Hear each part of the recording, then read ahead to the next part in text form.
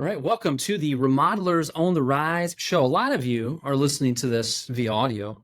Some of you may be watching the video version. Luke, can you use your hands today, and can you move your hands at all or not? Yes, a little bit. Oh, a little bit. He may have two little doggies on his lap. Just a little bit, trying to keep them quiet. Oh, just one. Kristen has one as well. There's two. I have Luke and Kristen Larson here. They're a husband-wife remodeling team, Larson Custom Construction in the Twin Cities, Minnesota area. You betcha. Are you guys you betchas? I thought that was more of a Wisconsin thing.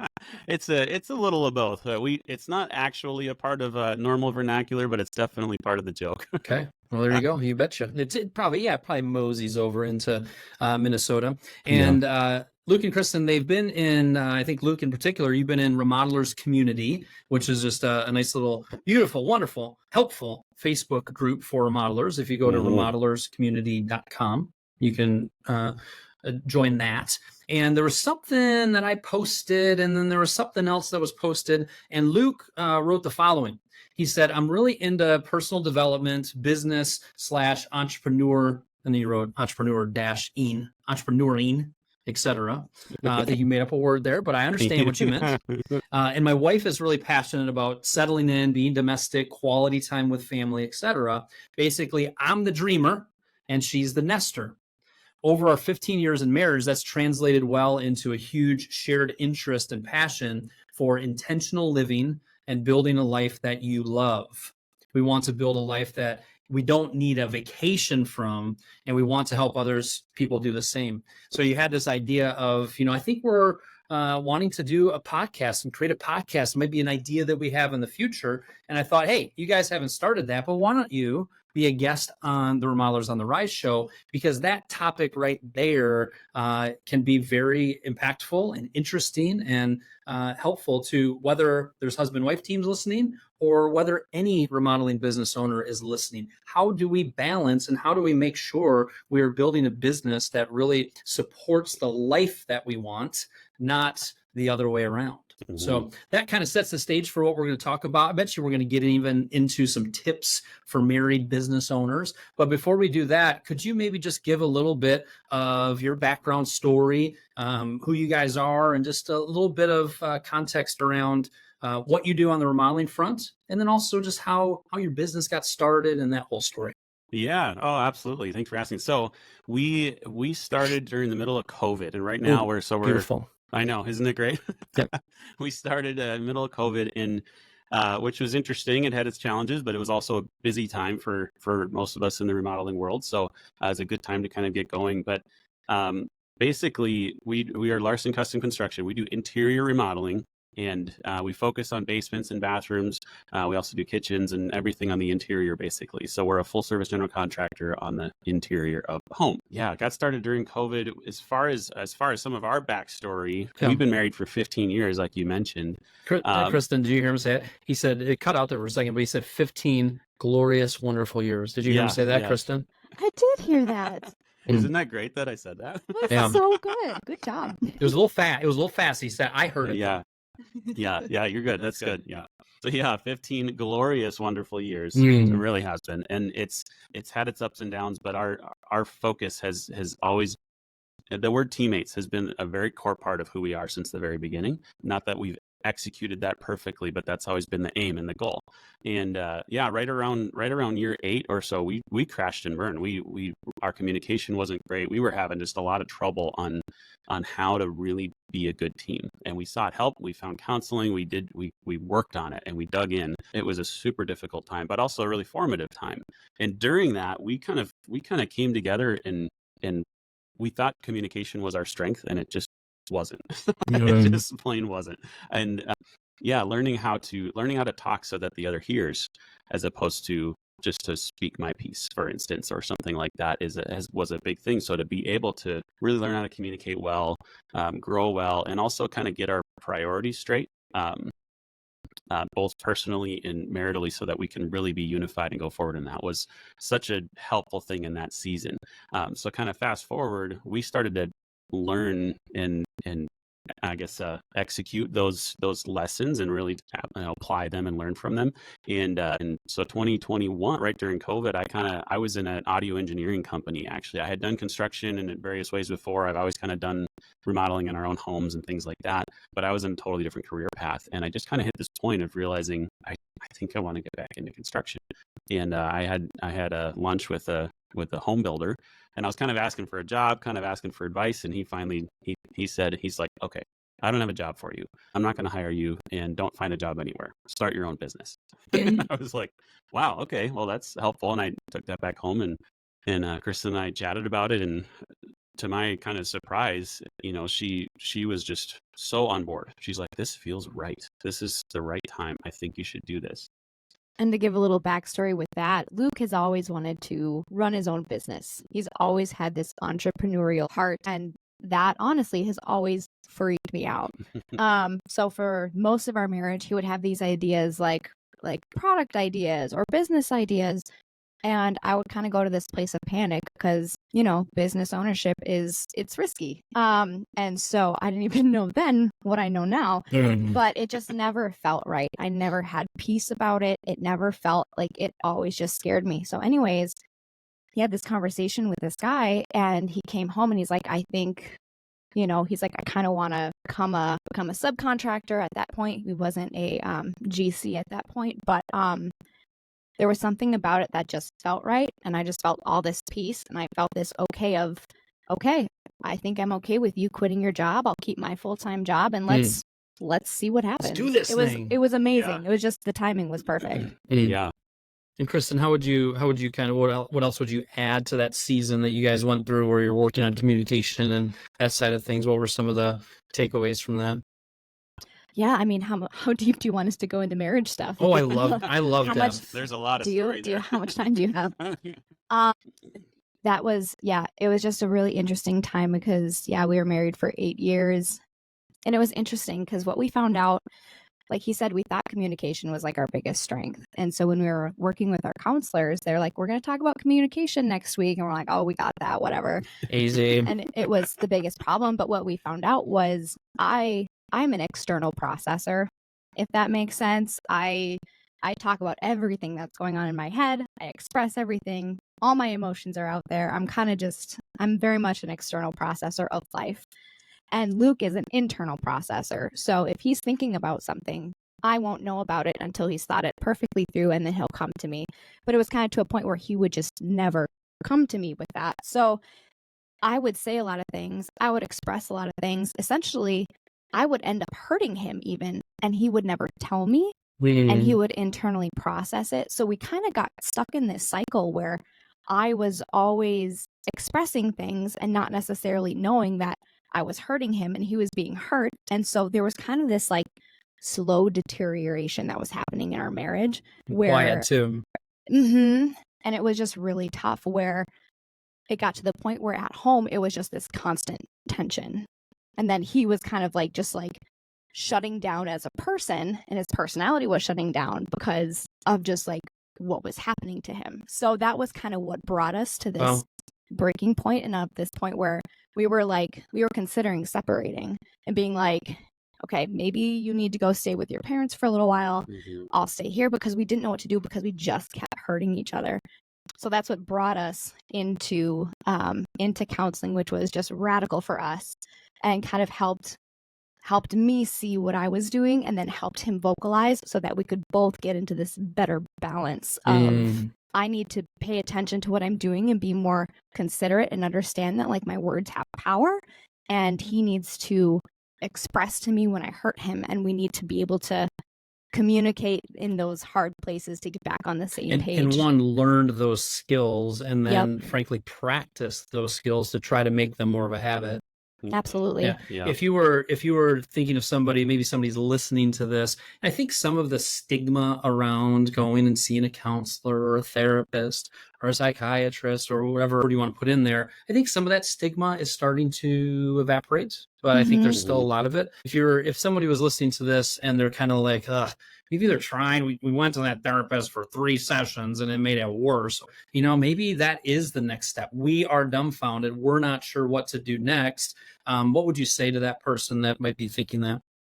I would say for the person that's tried it and it didn't work, I would say try again with someone else or try a different method, because we actually went twice. Once a few years before that, just to talk through some issues, and like it helped us with a couple things, like some just like circumstantial stuff we were going through, but it didn't get to the heart. And then a couple years later, we tried somebody else. We tried a different method. What we actually went through was biblical counseling, which was, again, just radical, life-changing for us. So I would say try a different method, try a different person. Just because it didn't work once doesn't mean it won't work, period. And then I would also say going to counseling was really, he was pushing for it. I was really scared to go because for me, it felt like it kind of felt like an admission of like, okay, I failed at this. It was an admission and just felt like a huge failure to go. But now that I've gone, I'm like, gosh, we all need it. Let's be honest. We'd do it again. We would do it again in a heartbeat. When we get there, it's like, I think there's been a couple times since then where it's like, how are we doing? Do we need a little help? Are we okay? So I would say it's 100% worth risking the fear or trying again. It's Yeah. That thing that you mentioned, the thing I'm starting to realize now that I'm in my 40s, I can speak like an experienced old man over here. But you use the word fear a few times, or you use the word like, admitting failure or whatnot. And what I think I'm starting to see more of is 50-year-olds and 60-year-olds and even 70-year-olds and up, where because they didn't have the courage or the wisdom or were able to push past that fear, they have lived with it. And frankly, some of those challenges or whatever it is that you're dealing with just continues to get bigger and bigger and more overwhelming. And there's a lot of regret in not, kind of just having I'm using the word courage to try something different and to realize that this is not the path we want to go down and we want to fix it. And frankly, I don't know how to do it, and I'm willing to put in the work. So I'd encourage other people listening to this of like if there might be somebody listening to this that needs that little nudge of, push to do some courageous things. Absolutely. And let this maybe be the thing that might make you to make that phone call or whatnot. Cool. Absolutely. So thanks for giving a little insight into that. Let's kind of talk about this teammates word, and maybe even on the entrepreneurship side of things. Tell us more about this teammates thing. And then also maybe we'll kind of parlay into, all right, married couple running a business together. What are some of these hard-earned tips and clarity that you may have related to that? Because obviously I'm having you on this because you guys have it all figured out perfectly. Well, exactly. Yeah. No. Yeah. So tell me about this teammates thing. Why is that kind of really solidified for you guys? Yeah, that word, I think it just kind of struck us early or in the earlier years. Year one. Yeah. And we wrote it down, and it was, she put a picture on one of our arguments or fights or tense times. She ended up a couple years in, I think she printed a picture of both of us out having fun, and it was on one of our really just like a good day. And she gave this to me on a hard day. This was a picture of a really good day. She gave it to me on a hard day where we didn't know how to get untense and get better, And what she did is she edited the picture and she just put the text on it that said "teammates together forever." And she gave me this picture, and that just stuck with me. And it stuck with both of us. And then the same page, same team is something that we say to each other all the time. So if we have an argument, we kind of get to the end, and sometimes it's a little bit.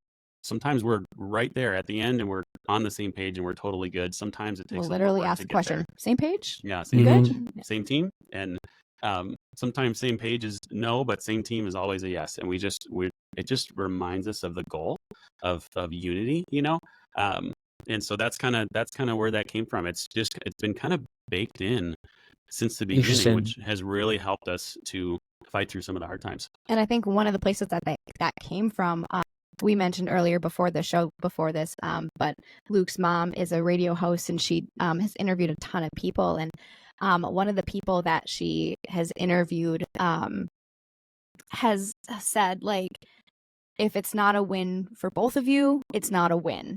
So like if you have a disagreement or something, or like there's a decision coming up, like it has to be like on the same page. It has to be a win-win for both of you. It can't be a win-lose. And so that's where it's like it's kind of always encouraged us to like talk it through, like how can we make this into a win-win for both of us, you know, if you have red flags or I don't, or like where can we kind of compromise to that area. So I feel like do you think that holds true in relationships outside of like a spouse relationship? Like if you're thinking of employees and kind of more of in a general business context? I don't know. I feel like you can talk to it too. It depends on the relationship and the depth, because I mean, here there's not a hierarchy. You know, it's like in employees, there might be a hierarchy, and you might have to ask an employee, like, you have to do this. I know you don't want to, but I don't know how that would translate. The reason I even brought it up is like the win-win aspect. I think if even if the win-win in a certain situation might not be equal, the thought that we're even considering how the other person is feeling, taking the news, understanding it, I feel like there's some wisdom in that. Yes, I feel like, what you're saying it really speaks to social intelligence, right? It's like that. And my dad told me a long time ago that social intelligence will get you further in life than who you know, than what you know, than the connections or money you have or anything like that, because it shows that you know how to connect with people, which is really how all that's found, you know. And so I think what you're saying makes a lot of sense. But you know, there's certainly the hierarchy. That's an interesting point, because it definitely takes its own color a little bit, but still, that's definitely a thing. We're getting a little deeper than normal on the Remodelers on the Rise show. I like it. I want to go deep. I said it. Social intelligence, all kinds of good stuff. Tell me more about how you guys are tackling this concept of kind of this intentional living and building a life that you love. Like, have you guys gone through kind of a strategy with that, or are you checking in on that regularly, or have you casted just a really clear vision of making sure the life is kind of vivid and clear, and then kind of coupling the business to support that? Tell me more about how you guys have gone about that. Yeah, that's a great question. I think, and you can speak to that too if you want, but thank you for saying it's a good question. I'm no Susie Larson. Yeah. Susie Larson Live, if you guys want to look that up, but I have done 300 podcasts. That's a lot. That's plenty. So I would, the way that we look at the whole building a life we love, and that's another phrase. We have phrases because they help us communicate. We all kind of do that, I suppose, in some respect. But the building a life we love is it's not an accident that we use it that way and say it that way, especially coming from the remodeling and building standpoint. So we think of, there's a foundation, there's this parts that stay put no matter what, stay protected, all that type of stuff, and then you build upon that. So for us, our faith and our marriage are our two most important things in our life, and those are, if those crack, if those get hurt, if those take a hit, they get attention immediately, because all the rest becomes at risk for tumbling down. That's how we view it. So looking at it that way, and part of the reason Kristen was able to push me to quit my job and start a business is because from year 8, from our counseling, coming up to that season, as I learned to communicate a little bit better and to be able to share my feelings and things in a way that she needed to know, one of the things that I did with that was I made sure she knew that if the business or whatever else we're doing in life, whatever life that we're building, if it threatens our marriage and what we have, it's something's got to change. So that means and even just the practical, like, money security, financial security that I worry about. If our money's if we are having a big issue and it's ongoing and there's nothing that can be changed about it, something needs to be changed. If we shut the doors or we do something different, we find help, whatever it is. So I think that's the idea that allows us to, that's the context, I guess, of thinking about this whole building a life that we love. It's building, we take a foundation and we build upon that, and we have to recognize what things are negotiable and what things are permanent no matter what. That's good. Kristen, you were talking about some of the things when you were giving kind of the green light of saying, yeah, you should do this. My wife's biggest thing was, yes, you're entrepreneurial. I always knew you're going to want to start your own business. I'm going to ask you one thing. And you're working in the basement. Do not be that guy who doesn't get dressed, who never shaves, who starts letting all of his cleanliness disappear, and you just kind of mosey down to the basement, and then you come up. She's like, can you just kind of be clean?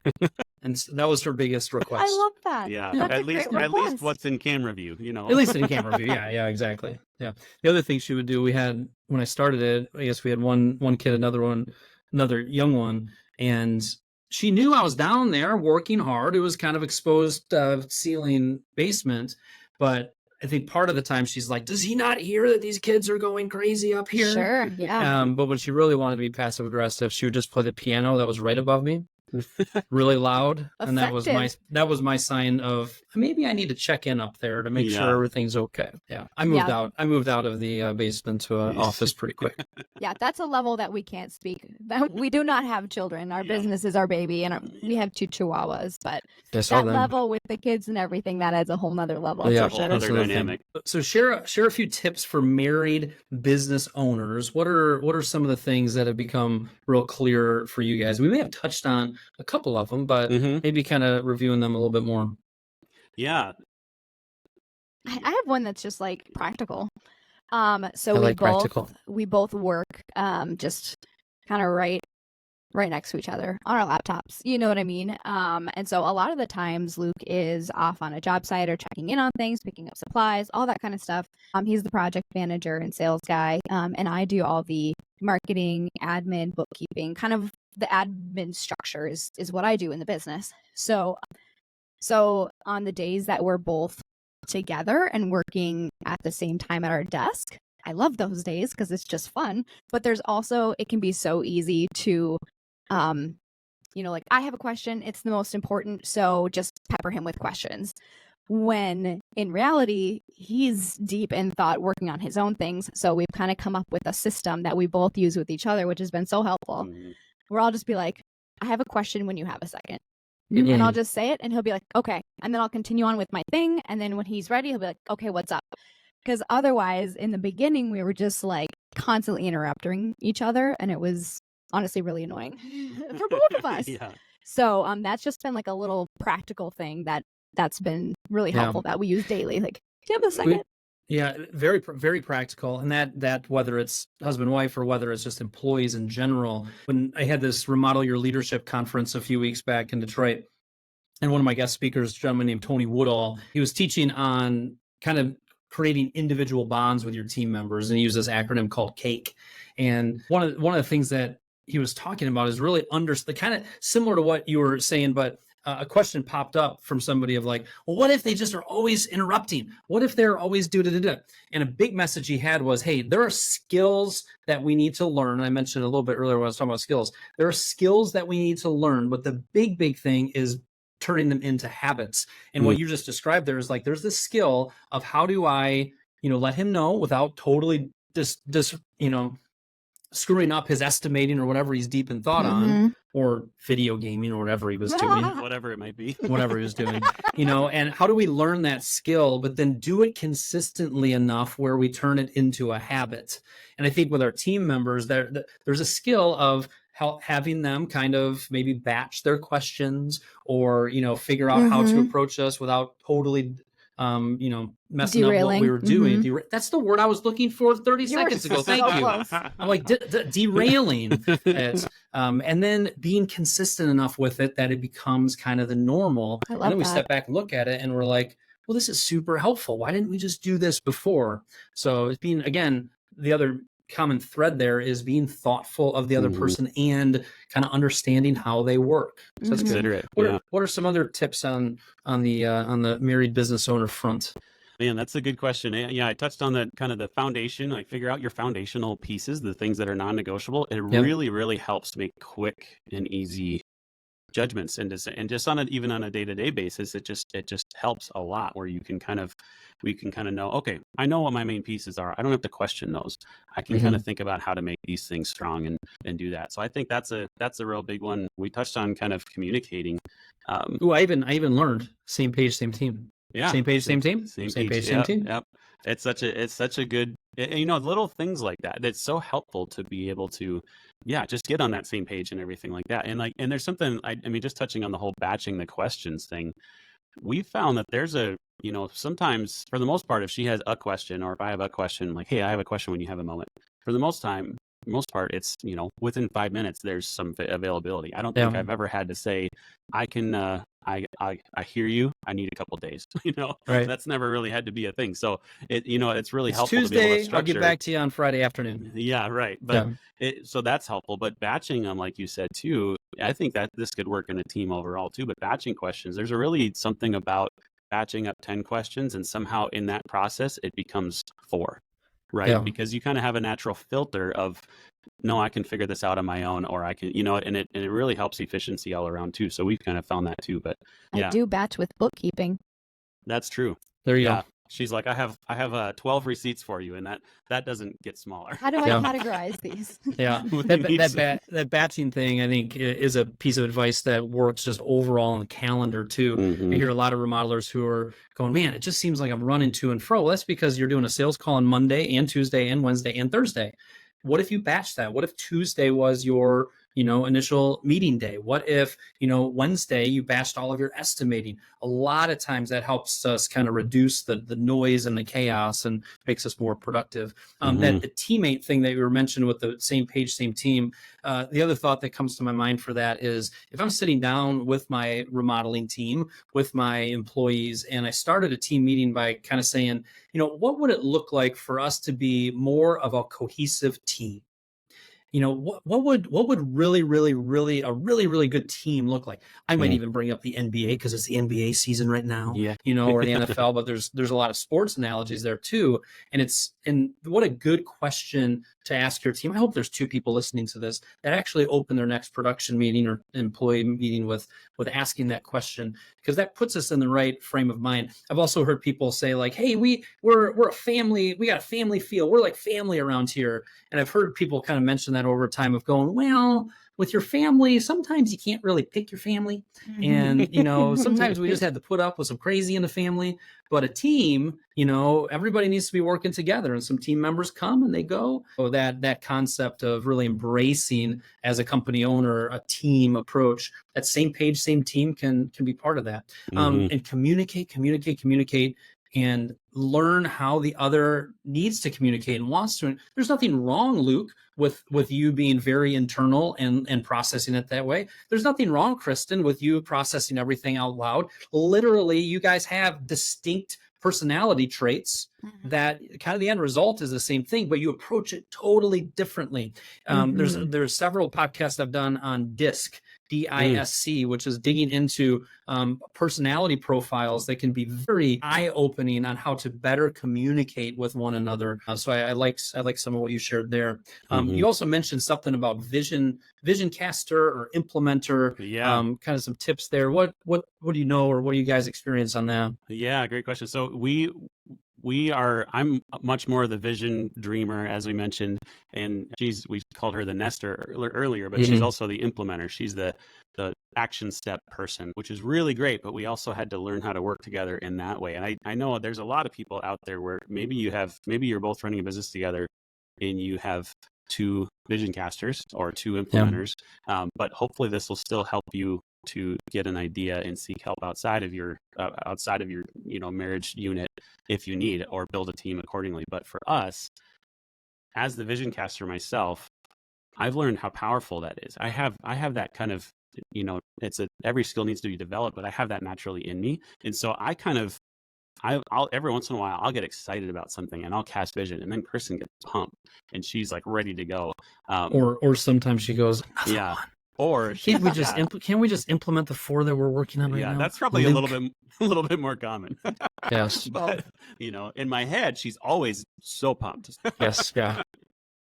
But no, so basically what we've kind of learned is, when I'm kind of in this mode of, I have this killer idea, and if she right away gets down to action, it's sometimes a little bit, it puts my flame out a little bit, because I'm kind of like, okay, well, can we just filter this a little bit, or develop this a little bit? This a little bit more. Yeah. So she's learned to kind of live in that world a little bit with me, and then help me to kind of filter it down, and then get down to action steps. So that's kind of a thing like that too. But for me, I have learned she needs vision. So there's times when business just kind of feels a little stale, and we're kind of in this mode of executing, that that she's so good at executing, and we'll just kind of keep on going. And if I'm in that mode too of like, okay, now we're making things happen, a week or two of that, sometimes we just need some excitement. We need some vision. We need to know where we're going. Otherwise, it feels like you're kind of digging in a hole, and you got to put your head above the ground a little bit to see if your direction is good. So she's really started to help me and ask me, say, I need some vision. Like, I need some, where are we going? Like, what's happening? And a lot of times it's recasting vision that we've already talked about, but just kind of rallying and getting excited. You're kind of refueling that. And that helps us both. And then there's different times too where I'm like, I've gotten stuck in vision mode too, and I'm like, I don't know what to do. There's like so much I'm excited about, and I feel like yesterday I spent the whole day just staring into the clouds. That happens, and it's like I need to start getting things done. So I feel like this is all possible, and that's where she can come in and lay it out into action steps. And it's not quite that black and white, but it's close. It's not that far away when you really have those skill sets, and when you use them. Understand those skill sets. Yeah. So that's what's been really helpful for us. I don't know if you have any to add to that, but yeah, just on the implementer side, in pretty much my career before joining with Luke and Larson Custom Construction, has always been admin support, just being the admin backbone of different teams. And it's just what I love to do. But what's interesting with him being the dreamer and me being the implementer is there will be times where I'm just kind of like deep into just admin stuff, just, running the backbone of the business. And he'll come to me with this dream and he's jazzed, he's excited. And I will literally have to say, I don't want to shut this down. I'm interested in what you're excited about, but I can't right now. Can you get excited about this in a little while? You know what I mean? Or with someone else. I'm like, I can't mentally shift gears at this moment. So just knowing that about each other is huge. Helpful. Yeah. And I do have friends that I've specifically kind of noted in my mind as people who love to dream and love to get excited about ideas and help me filter too. And I do the same for them. So that ends up being kind of a helpful thing where in those cases where she just doesn't have it in her, or we're super busy and she's executing on a bunch of stuff. I'm like, I don't have the capacity to execute anything else or to think about all the logistics that go behind what he's excited about. What's one of the things you've been excited about lately, Luke? And so this might be useful to some people, but well, in Minnesota anyways, and I think kind of federally there's been a thing going on too with a lot with 1099 workers, and a lot of the people are thinking that 1099 workers are going away in Minnesota, and that's not really the truth. They're just upping their enforcement of it. So roofers and people who use full-time 1099 sales guys they're kind of in trouble right now. So I had this idea that I'm sure other people have had too, but I haven't heard it from anybody, to start trying to bring those people in as salespeople, because the whole idea of 1099s is if you are working for multiple people, suddenly it's not like a violation of what a 1099 contractor actually is, right? And that's kind of one of the main issues is full-time 1099 employees shouldn't exist per the IRS. So anyways, that's one of my ideas is to like, let's mobilize this big sales force that's going to be running into trouble in Minnesota over the next year and everything. And so we've talked about it, but there's a lot to do to try to do something. So I don't know. I get excited about interesting things like idea.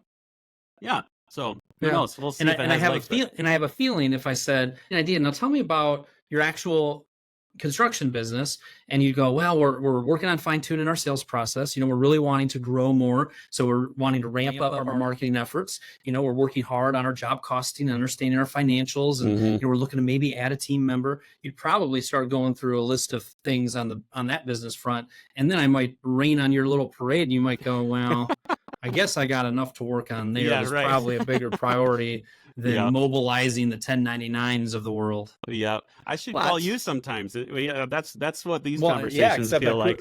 Except, yeah, you're right. Geez, that sounded like a male voice with Kristen talking. Yeah, but helpful, Why you got to shoot this down? But there's other times, to dream about it. But I think at the end of a dream, there is usually a little bit of, all right, now we gotta. If I take on too much, all of a sudden that work-life balance gets murky, And especially for an idea person, I've experienced this with myself, with clients of mine and people I've known. That if you do chase down every dream, usually kind of water down the results of maybe your main one or two things. At the same time, it's really fun. And and it's good to keep to keep kind of revving up that side of your mind.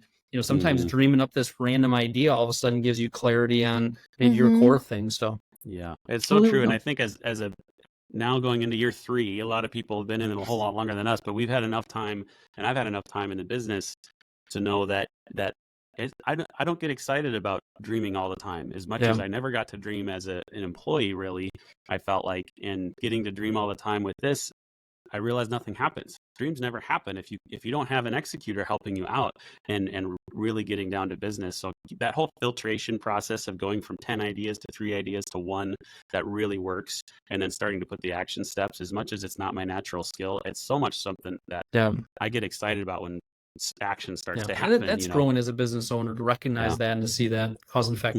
Cool. Well, I found everything we talked about to be very interesting, and I would say that there's a lot of practical things mixed in, along with some heartfelt things. That the goal of any of these podcasts is the people listening to it to hopefully cause them or spurs them on to try something or to do something. And I feel like we gave them several things to chew on there. If we were to maybe kind of round third, head for home on the podcast, and I said, what else would you kind of mention around these topics, or anything else that might be on your mind that might be a good exclamation point or two as we round out here? Do you have any last things? I would say business is really, really hard, but when you're in it with the people that you love or people that you really jive with, if it's not a husband and wife team that you're on mission together, there's nothing like it. And it's, over the years that we've been in business now, and I just joined full time around this time last year, it's all the ups, all the downs, wouldn't trade it, because doing this with this guy is just one of life's best adventures so far. So yeah, it's so true. And I think that I would say this is true of, I got this advice a number of years ago, and this is true of marriage. It was actually right during our kind of crash and burn time, and it really changed things and helped things for me.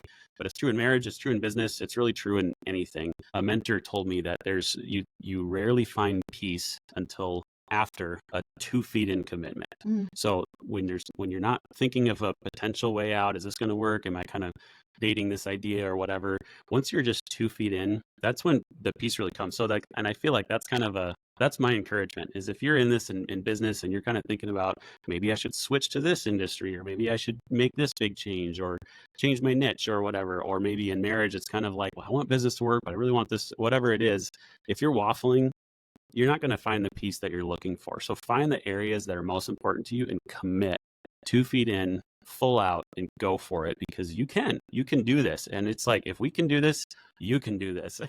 There we go. It's so worth it. Every piece of it is worth it. So very cool. Very cool.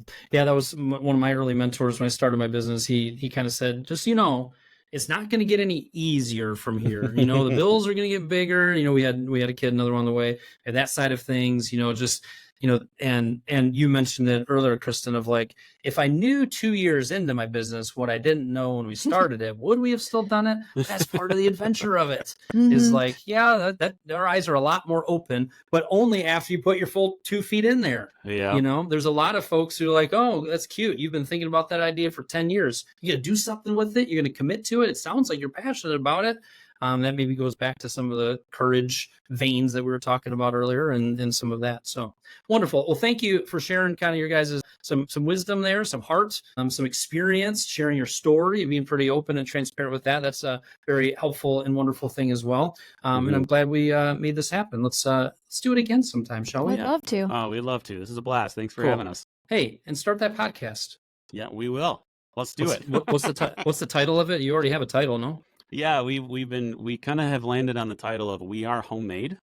With this kind of idea of talking to entrepreneurs and talking to kind of people really focused on building a life. Doesn't have to be entrepreneurs, but that's kind of a focus and passion of ours. So yeah. Good. You guys, looks like you got 1.5 foot forward on that. You got a title for it. You got the idea for it. Maybe you might need to get both feet up there, man. We might need to go 2 feet in. 2 feet in. You heard it here first. Yeah. Cool. Thanks so much, guys. Be well. Thank you. Thanks. Take care.